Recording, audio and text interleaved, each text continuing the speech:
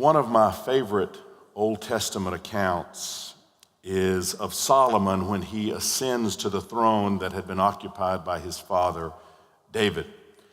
The account is found in 2 Chronicles chapter 1.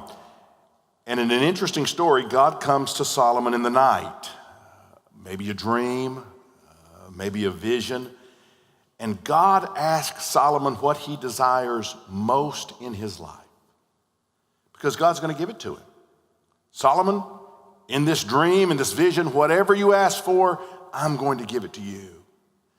And Solomon ponders for just a moment, and then he says in verse 10, give me the wisdom and knowledge to lead them properly. Talking about the people of Israel. For who could possibly govern this great people of yours? In other words, let me know deeply the things that will help me connect with your people so I can properly lead them. Good answer, Solomon. Great answer. God, I want to know real wisdom so I can serve the people you've given me to serve. No mention of wealth, no mention of prestige. I thought about some of you guys, and if God came to you in the middle of the night, what you would say. Something to do with mega millions, I think. It probably have something to do with, God, just please let me win the mega millions. But not Solomon. Solomon says, give me wisdom so I can lead your people. And then God replies in verse 11. God says to Solomon, because your greatest desire is to help your people, and you did not ask for wealth, riches, fame, or even the death of your enemies or a long life, but rather you asked for wisdom and knowledge to properly govern my people, I will certainly give you the wisdom and knowledge you requested. But I will also give you wealth, riches, and fame such as no other king has had before you or will ever have in the future. I love that little account. That's a cool little story, I think. Solomon starts out really, really strong. I wish I could say he finished strong. He didn't finish strong, but at least the way he started was really awesome. God, I just want to have wisdom so I know how to connect with your people. That's what I want. Another scripture. This is the New Testament. We know this one really well. Jesus asked, what is the most important commandment? You know what he said. He said it in Mark chapter 12. He said, you must love the Lord your God with all your heart, all your soul, all your mind, and all your strength. Okay, we get that. But then he says this, the second is equally important, not just a little bit less than the first. He says, this second one I'm telling you, it is equally as important as the first. It's what Jimmy referenced just a moment ago. Love your neighbor as yourself. No other commandment is greater than these. I see Jesus saying what God desires in the second greatest commandment, which is equally as important as the first, is for you to know and love yourself and then to know and love those that you interact with. Happiness and peace of mind. True peace of mind is found there. This is the true way to know meaning and success. Now, what I want to do is I want to leave that. I just want us to leave that right here. We'll just kind of park it. We'll come back to that in 25 minutes, but we'll just leave that for a moment. And I want to start with something else. IQ is the abbreviation for intelligence quotient. It is a total score derived from several standardized tests designed to assess human intelligence. The abbreviation IQ was coined by the German psychologist William Stern in a book he published in 1912. You ever think about your IQ? How you match up? Anybody here know your IQ? Some might. Anybody? Nobody really wanting to show us that you know what your IQ is? That's all right. That's all right. Approximately 2/3 of the population score between 85 and 115 on the IQ test. That's where most of us live. About 5% of the population scores above 125, and about 5% of the population scores below 75. On the high side of IQ, there are people like Stephen Hawking and Albert Einstein. According to Mensa, which many of you are familiar with, is the largest and oldest high IQ society in the world, both Hawking and Einstein had an IQ of 160. Hawking, of course, is still living at 160. I thought this was interesting. Last year, an 11-year-old girl in London named Kashmia Wahi scored a perfect 162 in the Mensa evaluation, meaning her IQ is actually better than what they say Einstein's was or Hawking's was. I thought about that as a dad. You know how we put those stickers on our car, my kid's in the honors club at Riverdale Junior High or whatever? Can you imagine my kid's IQ is better than Albert Einstein and Stephen Hawking? For much of the 20th century, we thought higher IQ meant better success in life. But then a Harvard professor came along named Howard Gardner who wrote a paper on multiple intelligences. My dad actually talked about this before this paper was written. My dad would share things that later, I think, from some of the research he had read, went into this paper. But what he challenged, Gardner challenged the idea of singular intelligence. He said, no, there's a lot of different intelligences, and just taking an IQ test to determine whether someone is smart or not doesn't get to the root of the issue. Gardner wrote his seminal work in 1983, and he says there's multiple types of human intelligence, each representing different ways people process information. I want to introduce you to this. This was his multiple intelligences, because some of you maybe didn't feel like you knocked school out of the park. That's understandable, because school seems to focus on just a couple of these. But let's look at what he said are the 8 multiple intelligences. One is visual spatial intelligence. That's those people that just can comprehend maps. Have you ever seen them? They just can look at something 3D. They just see it, and it makes sense to them. They can make an architectural drawing, and it just is like, for them, it's in living color. And I'm like, you got to build it for me before I can see it. I do not understand on the flat paper what you are trying to draw, but some people just have an innate ability. Anybody here, that's your thing? You get it? You get that? Some of y'all, okay, I see. Some of y'all, that's just the way you are. You get it. Another type is verbal linguistic intelligence. This refers to an individual's ability to analyze information and produce works that involve oral or written language, such as speeches, books, emails. These are people that are kind of drawn to English, or they're drawn to the language. You know, they get that. That's another type of intelligence. Bodily kinesthetic intelligence is another one. That's the person who just entails using their own body to fix problems. When I see people that can climb trees and they can cut trees down and they can do things like that, I'm just kind of amazed, because that's not me. But some people, they just have that. Another is logical mathematical intelligence. We're familiar with that. This describes the ability to develop equations and proofs and make calculations and solve abstract problems. Some people just have that. They just mathematically have an inclination that just is off the charts. My father is that. He's just off the charts there. He can't spell cat. If you spouted him 2 letters, he cannot spell, but he can do the deepest mathematics even to this day. He's very, very sharp there. Another intelligence is interpersonal intelligence. That reflects an ability to recognize and understand other people's moods, desires, motivations, and intentions. You just know how other people are feeling. You get it. That's an intelligence that you have. Musical intelligence. Jimmy Mayo, I don't know what he did in school. He probably was a good student. I'm sure he was. But I can tell you this, he has a musical IQ that is off the chart. Music, while he had to learn things, he's programmed in his brain musically. He gets music. It enables individuals to produce and make meaning of different types of sound. There's another type of intelligence, intrapersonal intelligence. That refers to people's ability to recognize and assess those same characteristics within themselves. They just have a way of understanding how they work inside of themselves. And then an 8th intelligence is naturalistic intelligence. This refers to the ability to identify and distinguish among different types of plants, animals, weather formations, just kind of the deal with the natural world. I have known people that would have flunked out of school, but you give them a piece of ground and you let them work in that piece of ground, and they will produce crops, and it will be better than anything you have ever seen. And it's not because they learned it in a book. They just have a sense about how that works. Now, those 8 are interesting, and traditional education, the way you and I grew up, focuses on only 2 of these, linguistic and logical mathematical. That's what, when we went to school, that's what we focused on. And if you did well in those things, you were considered smart. Your IQ was judged. You were said you were a smart person. You got honor roll and all that stuff. But around 10 years ago, or 10 years after Gardner's work, there was another professor from Harvard named Daniel Goleman who began to focus on a different 2 of these intelligences. He focused on intrapersonal and interpersonal intelligence. He developed that into a theory called emotional intelligence. He wrote a book in 1995.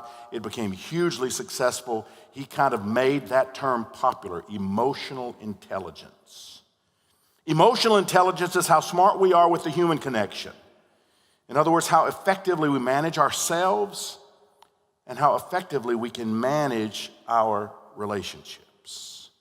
Goldman's research and books launched a new movement in the world of business and management. In fact, the concept of emotional intelligence has become very prominent in leadership development all across the world. Almost every conference you look at that businesses are having, somewhere on there it'll say they have a session on emotional intelligence.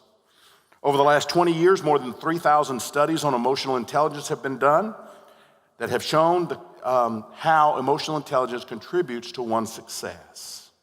Now, if I were defining emotional intelligence, I would say it like this. If you want to get a definition or take a picture, this would maybe be something you'd find helpful. Emotional intelligence is the capacity to be aware of, control, and express one's emotions, and to handle interpersonal relationships judiciously, which means with good judgment, and empathetically, meaning that you share the feelings others have. You know how to feel what they feel. Let me read it again. Emotional intelligence is the capacity to be aware of, to control, and to express one's emotions, and then to handle interpersonal relationships judiciously and empathetically. Parenthetically, when I read the definition, emotional intelligence to me sounds like Solomon's request. I want to know who I am so I can lead your people. I want to know who I am so I can effectively be the king of your people. Well, is emotional intelligence important? Researchers today say at best your IQ contributes to about 20% of the factors that determine life success. 20% IQ. That means 80% of your success and feelings of goodwill in your life are contributed to something else. There was a 40-year longitudinal investigation of 450 boys that found that IQ had little relationship to their life success.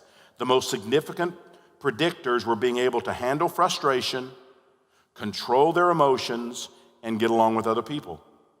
That's what determined their success, not how smart they were, those things. Another study followed 80 scientists over the course of 40 years and found that the social and emotional abilities were 4 times more important than IQ in determining their professional success and their prestige. This was scientists. You would think that their IQ above all else would determine it. The study says not true. Their emotional intelligence was most important. Even more surprising, you sports nuts in here, a study of retired National Football League players found that emotional intelligence predicted 62% of the variation in life success. It wasn't their IQ, it was their ability to know themselves and know other people, and interact and have relationships. Finally, a 2011 survey of 2,600 hiring managers found that 71% of them valued emotional intelligence over IQ. 71% valued how well you get along with other people over IQ. In other words, boosting your emotional intelligence is tied to more effective leadership, it's tied to entrepreneurship, career success, happiness, and relationship satisfaction. Let me give you a few questions. I want to ask a few questions and answer them quickly about emotional intelligence, and just to kind of bring you up to speed, all right? First question is this: is emotional intelligence linked to IQ? Not in the least. It has nothing to do with your IQ. In fact, many serial killers, sociopaths, and very successful people are high on IQ, but they are low on emotional intelligence. Some would argue that emotional intelligence is a hindrance to certain types of success. So there's no correlation, IQ or EQ. Does emotional intelligence affect my relationships? Absolutely. It's not surprising that people with high emotional intelligence are successful in their personal relationships. Their ability to pay attention, to listen to, and emphasize with make them ideal partners. Don't get me wrong, they're not perfect for everybody.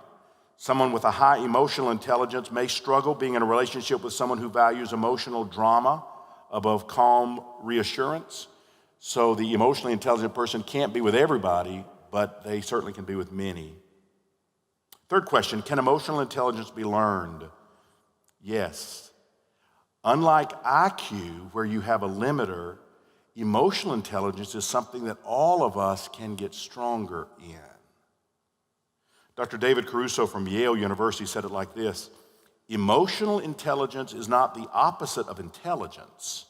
It is not the triumph of heart over head. It is the unique intersection of both. And it's important.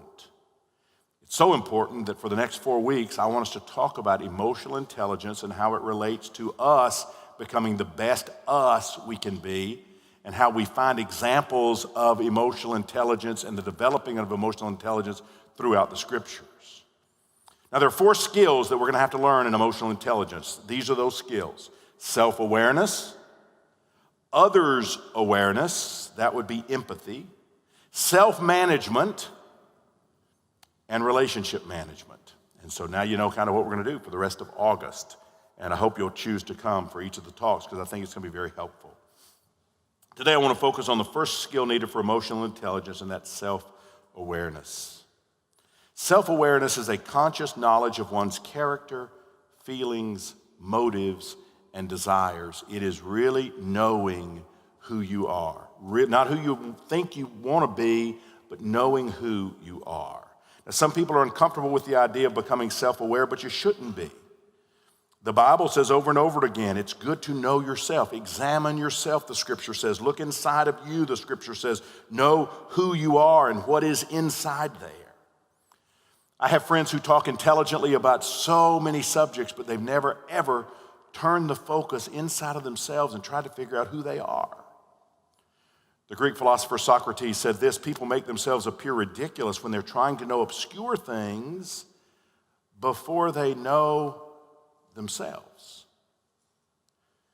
And then Lao Tzu, the ancient Chinese philosopher and writer and the founder of Taoism, he said something, I like this: he who knows others is wise, but he who knows himself is enlightened. It's important to know ourselves. How does this self-awareness work? Well, several things are necessary, but the first thing, and this is huge, this is why I said the prayer at the beginning about people who are struggling with some emotions. Emotionally intelligent people learn to recognize, feel, and process their emotions. Now, that is a tough one for some people, and I just want you to know I get it. But that's where it begins for the emotionally intelligent person. They know their emotions, and they have learned how to process them in a way that is helpful and not harmful. I know some people struggle here, and I just want you to know my heart goes out to you, but hopefully there'll be some things that maybe will be said that can be helpful. Some people are engulfed with their emotions. By that I mean they don't separate themselves from their emotions. They are their emotion. They are depressed. That is them. That's how they see themselves. They are anxious. There's no separation. They are that. They are engulfed. They feel swamped by their emotions. They're mercurial. In other words, subject to sudden, unpredictable changes of moods. You don't know what's going to happen. The mood is them. That's all that matters, is the mood comes and it just comes out. They don't seem to be aware that their emotions are not identical to who they are. Their emotions are something else. They are a part of their life, but they are not the sum total of who they are. They don't stand separate. They see themselves totally enmeshed with that. They feel overwhelmed often and out of control. Another group is people who resign themselves to living in their emotion. They understand the separation. They know they are not the depression. They know they are not the anxiety, but they have given up and they just choose to live. They've tried and they've tried and they've tried. They can't seem to get a handle on it, so they're just going to live there. They identify with their emotion. They're clear about who they are, but they just don't attempt to change anything anymore.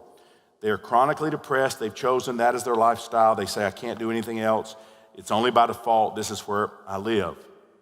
Now, let me add something here. If you find yourself in one of these two categories of people where depression or anxiety has paralyzed you for a period of time and you cannot move ahead, understand there are times when there are chemical imbalances that contribute to the situation you are in, and doctors are important and doctors can help. What you have to understand is sometimes we rush there too quickly, and sometimes we don't do the work that we need to do. But when you are working through things and you don't seem to ever be getting better, then medicine can be a gift, not competition with God, but a gift from God through very, very intelligent people to help the chemicals flow in a manner that can help you with anxiety or depression. The third group of people are the ones who have the most success with emotional intelligence, and they practice self-awareness and they are mindful of their emotions, but they do not obsess on them. Now again, no back patting if that's where you are and maybe somebody you know is not there, because the ones who aren't there sometimes can't help it. They are really swamped and they just can't help it. The person who seems to succeed with emotional intelligence are people who are aware of their moods. Every time a mood comes on them, they're aware of it, but they don't focus on a bad mood when it occurs. They don't obsess on it. How do you feel what you need to feel but not become paralyzed emotionally? You can strive to be healthy emotionally by practicing, and this is a word I want you to hang on to, mindfulness. A sense of mindfulness in all the moments of your day where you just are aware that an emotion has come on you. You're aware of that. Self-awareness is recognizing both the positive emotions and the negative emotions as they occur. That means you feel the emotion and you make a mental note of it. The emotion could be a good emotion. I feel unbelievable peacefulness today, and I just want to be aware of that. Or I feel an unbelievable sense of love today, and I just want to be aware of that. But it also could be a bad sense, a sense of I have a sadness today. I don't know why, but sadness is kind of on me. I want to be aware of it. I just want to be aware of it. Here's some things that I do when a bad emotion comes along. When I feel depression, I try to practice gratitude. Because for me, gratitude pulls me out of depression. When I begin to think about all the blessings that I know in this life, it pulls me out. When I feel anger, I try to practice forgiveness. I try to think about things that I have been forgiven of, and then I try to forgive others, and that has a tendency to pull me out of anger. When I feel anxiety, I try to practice peacefulness. I try to picture a place or a time when I was perfectly at peace, and I try to go there. These are just things that I do trying to be mindful about my situation. I try to do it every day, and when I feel the emotion I can't shake off, you know what I do? I tell Jane. There are times when I will try to shake an emotion and I just can't. And so I know that maybe it's beginning to affect how she may sense me because I'm just in a little bit of a headspace I'm not used to being in. And so I'll say to her, hey, I just want you to know, I don't know why, but I'm just feeling some anxiety today. And so I don't want you to think there's anything going on. It's just space I'm in right now. Or I don't know why, I'm just sad today. And so if I seem a little quieter than normal, just don't read anything into it. I'm good. I just am in a little sad space and I'm just trying to process it. I'm trying to work through it. Because emotionally intelligent people, they're able to deal with each other in a way that their emotions aren't sabotaging the relationship. You understand? It's important that our emotions don't sabotage the relationship. Here are some things I try to do during the day. I try to check in with myself regularly. I try not to forget what I'm feeling, but I try to think about it. What am I feeling right now? What might have caused it? Did I feel a little bit of resentment because of the way I was just treated in that conversation? Is that causing me to feel what I'm feeling right now? I just want to be aware of it. Not a big deal, just want to be aware of it. Then I want to label my emotions. What am I feeling? This anger. I'm feeling anger right now. I'm feeling resentment right now. Last night, Jane and I had gone to see Bonita. Y'all know Bonita, our friend that sings. We went to her 50th birthday party. We came home. It had been a wonderful night. And we opened our mail last night. I would not recommend this on a Saturday night if you might have a $900 power bill. That's what we had, a $900 power bill. That's about 50% increase over normal power bill. And the normal power bill is way more expensive than we think a power bill should be. So anyway, $900 power bill. Well, we had some emotional responses. Jane's emotional response, I think it's fair to say, was anger. I think she was angry. I think she was angry with the power company. And I think she was a little bit angry that we have an older unit and the efficiency of our air conditioner is not good. I had an emotional response. Fear of Jane. No, not really, not fear. But I had a sense of sadness that the bill had blindsided her, and a sense of sadness that I hadn't been able to replace a unit, maybe bring it up to being more efficient. So you label your emotions. It's important when you can do that. And then another thing that's important is to be in the moment. By that I mean think about your emotions throughout the day. Just kind of be aware of them. Don't put them off and say, I'm just going to review it at the end of the day. Think about it through the day.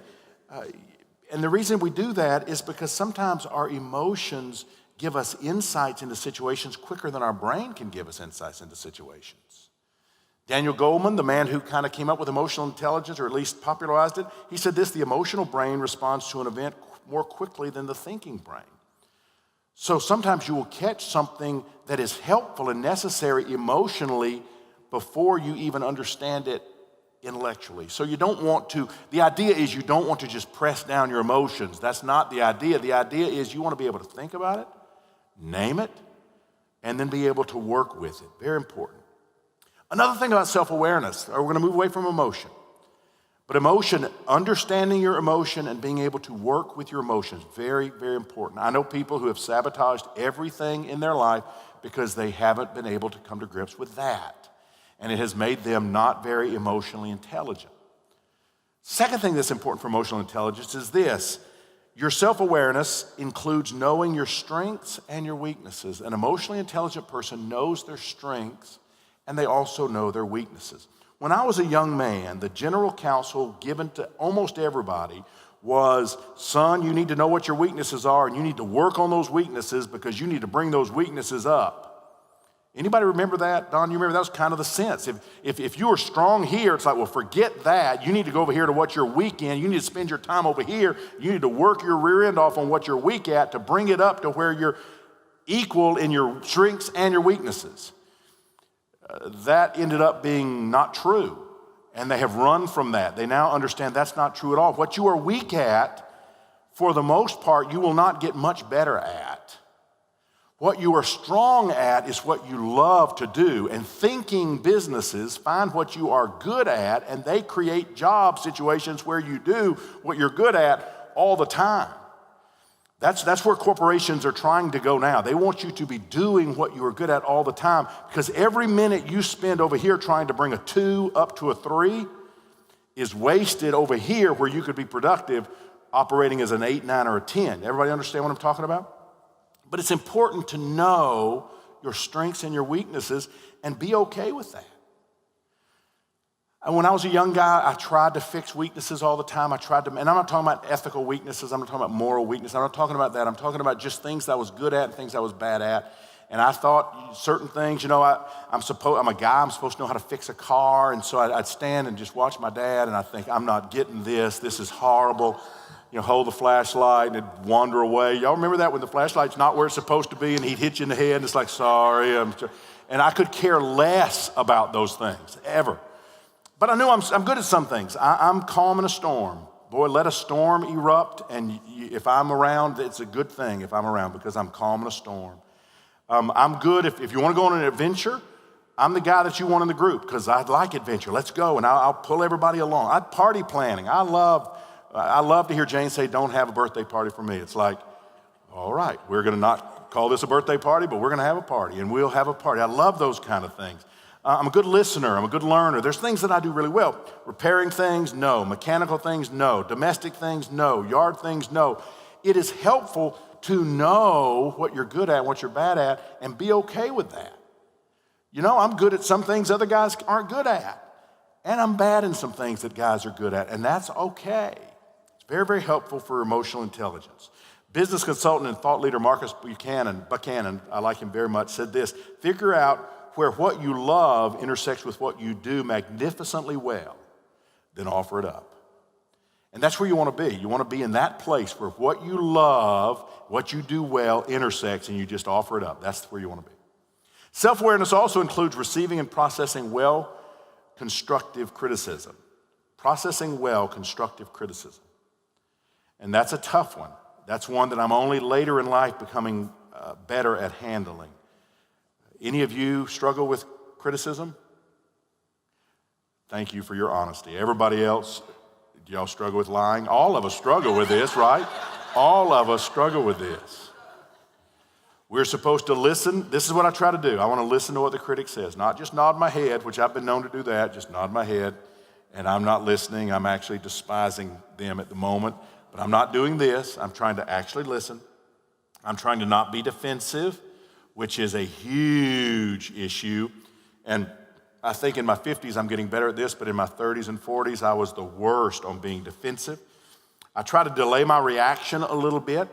If it's an email, I try to not write back immediately. I have written some scorching emails only to not send them. Anybody else do that? You write emails and then you say, don't send it, and try to give a little bit of time. And then also I try to be willing to admit my mistakes. And the truth is I do make lots of mistakes. And there are times that I have missed it in a situation. So if somebody comes and says, I have a criticism I'd like to offer to you, if they matter to me, if they don't matter to me, it's harder for me to hear it if they don't matter really. If there's somebody that's not invested in me, in a relationship, but I try more and more to listen, not be defensive, not respond too quickly, and try to admit when, you know what, you're exactly right. You're exactly right. I missed the boat there. That was totally me. Proverbs 15:31 says this, whoever heeds life-giving correction will be at home among the wise. And so that's where I want to be. I want to be at home among the wise. I want to listen to life-giving correction. There's room on the emotional intelligence road, by the way, for people to be delusional. By that I mean there are people who in this self-awareness think they are self-aware and they miss it by a million miles. It helped me yesterday. Jane and I were taking a nap yesterday afternoon before we went out last night, and I was sharing with her some of the things that I was going to say today, and she said, you're really good at this part. The self-awareness, you're really good. You seem to really know who you are, and you seem to really be able to process the emotions, and that made me feel good because I don't get that on every talk when I share that with her. You know, some of the things it's like, yeah, you sure can preach it. But anyway, I know that I don't have that part down. But you don't want to be delusional. There's something in the business world called a 360-degree evaluation. Have you ever heard of that? 360-degree evaluation. That's where people, your peers, your supervisors, and even those that are under you, they all submit a review of you. And so here you have it coming from people above, people at your level, and people underneath. And then you get it, and this is who you are. This is how you come across. And sometimes people will say, that's not me. I'm not that. But you are. That's what everybody has seen in you. And so if you want to be emotionally intelligent, you have to be honest. You have to be able to be self-aware. You have to be able to say, how am I in these things? How are my emotions? How am I handling them? How am I doing those things necessary for me to be self-aware? A person with a high emotional intelligence knows how the group perceives them. They have a sense always of how the group perceives them. Next week, we're going to talk about another important skill needed to be emotionally intelligent, and I really hope you plan to be here. I want to close by reminding you of the story we started with. Solomon asked God for insight in how he could deal most effectively with people. Then Jesus said, equal to the command to love God is to love ourselves and to love others. That, my friend, is emotional intelligence. And it is one of the most important things you could ever know if you want life to be sweet and meaningful and good. You can know all these things about God, but if you don't know how to process what's going on inside of you and how to love other people, it's going to be a difficult road. Would you bow your heads, please? Lord, thank you so much for this day, and thank you for allowing us to get into a conversation about emotional intelligence. God, we believe that all truth is your truth. And we believe those things that are most important to us to live the very best lives we could ever live are important for us to know. And so I just pray that you'll take us to school over these next weeks and teach us how to process our lives through the lens of emotional intelligence. how you are there, how you want us to be there. You want us to know ourselves, to love ourselves, and to love other people. And I thank you for this time together, for every person who has listened and absorbed, and I pray that it will be meaningful. I pray that we'll open up discussions this afternoon about how they're doing on self-awareness. Self-awareness. How are they processing their emotions? How are they processing strengths and weaknesses? How are they handling criticism? Do they see themselves the way others see them? Help us understand these things. And Father, I pray this week we will fall deeper and deeper and deeper into the understanding of your love. That we will live out of that love in all we do. And I pray this in Christ's name.